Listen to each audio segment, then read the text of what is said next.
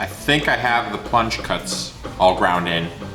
I kept overshooting my line a little bit and had to redo them like 4 or 5 times. It was basically the same as doing like 4 or 5 knives worth of plunge cuts, or like 8 knives worth of plunge cuts, since it's double edged. So I think it's there, right up to my lines everywhere. Yeah. Yep. Now I gotta grind on the bevels just a little bit more with like a 220 grit or a 320 grit belt, because right now the majority of the finish on the blade is 120 grit, except for like that much of the blade right there. That's finished out at about 320 grit from doing the grinding this direction.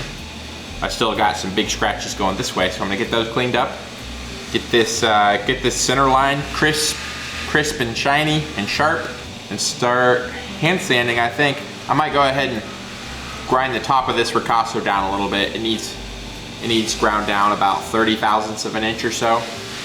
That way this top edge is a little bit easier to sharpen. And then if somebody ever used the knife a bunch, like it probably isn't gonna happen, but if they did use it a bunch, it would give the edge a little bit of room to work down before it got flush with the top of this.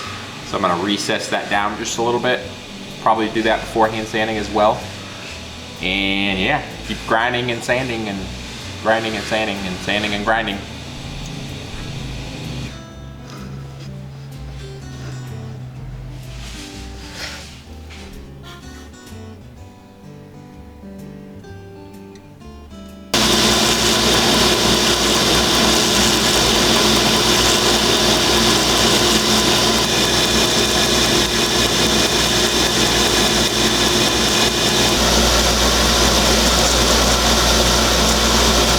Everywhere I want it straight, it's crooked.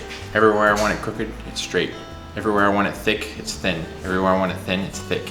Just basically just everything is doing opposite of the way I want it to do, the way I want it to go. Not literally all that kind of stuff, but to a small extent, all that kind of stuff's happening, yes. Getting the edge straight.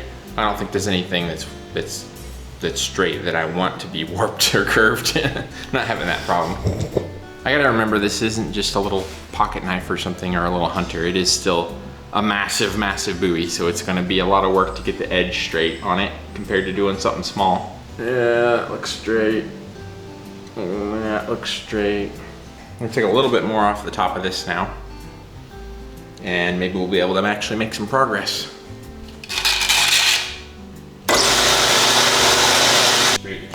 Straight on top, straight on the bottom, straight on the side, straight on the tang, straight tang. Look how straight that tang is.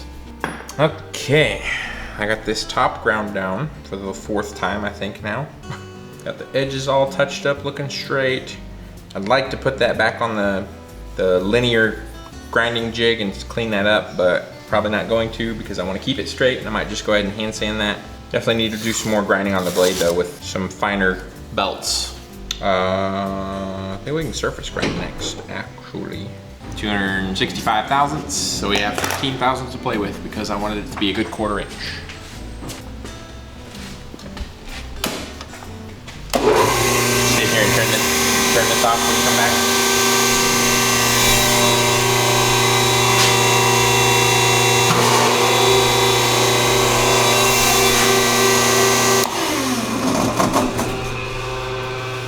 So this Bowie slash fighter, I think I'm gonna call it a Bowie. It's definitely gonna be more of a Bowie style guard and everything, and the blade could go either way. So yeah, this Bowie style knife that I'm working on is from the last dagger. The last dagger that I made a giant billet of Damascus, and it ended up being enough for that 18-inch blade dagger and this 17 or 17.5-inch bladed Bowie. Or it could be 16, not exactly sure how long it is, it's just really, really big. So it's the same Damascus pattern as on that dagger. I think grinding one of these is more work than grinding a dagger. Because with a dagger, it's symmetrical, the grind line's in the center, but with this, it's asymmetrical and the grind line's not in the center, and one bevel has a sharp angle on it and the other bevel's more like this, because the other bevel's a lot smaller, so just adds a lot of complexity, I think, when it's not a dagger. Not because it's not a dagger, but because it's not symmetrical. Still a lot easier to grind than that sword was, though. That was hard. There's two different routes I could go for this one as far as the fittings go. It's gonna have a walrus ivory handle, but I'm a little undecided on which direction I'm gonna go with the fittings.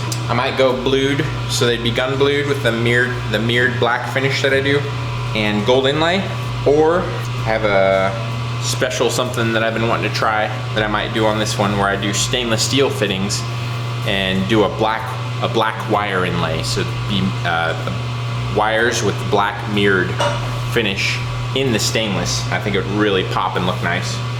And I've never seen anybody do it before. Not saying they haven't, but I've never seen it done. But I don't know which way I'm gonna go, because doing the black wire inlay will be more work than doing gold inlay. And I don't know if people would appreciate the extra work for that, and then it wouldn't be gold, or if they would rather just see gold in there. So I gotta think about that a little bit more.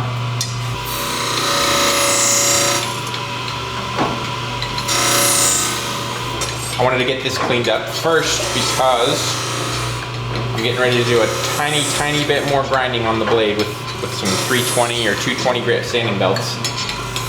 And this will be my last chance to clean up this triangle line that's right by the plunge area. Make sure they get looking the same on each side. This little triangular area right here.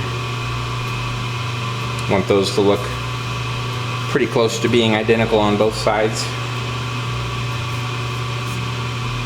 I think that'll do. And now it's time for more line marking.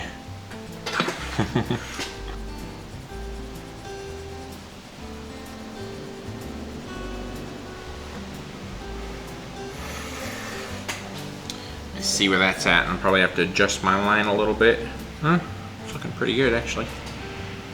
Let me go up about 5/1000ths of an inch. If the line gets too deep, I'll have to sand it out a bunch to get rid of it. A little bit clearer line up here on that little triangle, because that's what I gotta adjust now, is that little triangular area. Now for the tip of the day. Something important you'll notice here as well is that I've got these jaws sitting here. These are for my milling machine. There's some extra jaws I had sitting around, and they're nice and perfectly square, at least super close to being perfectly square. And I've got those sitting here on the granite, and I can hold my blade against them, and that keeps the blade up and down square with the granite. Because if you're marking lines on two different sides, if you're just holding it manually by hand, you might tip a little bit this way or this way. And if you tipped it this way and then scribed your line on there, it would not be in the same place as it would be if it was tipped this way or just straight up and down. Tip of the day for today is when you're scribing lines on like a flat surface, keep your blade nice and square with that flat surface on both sides. Otherwise, you're gonna have center lines that aren't really in the center, or probably not where you want them anyway. Coffee break.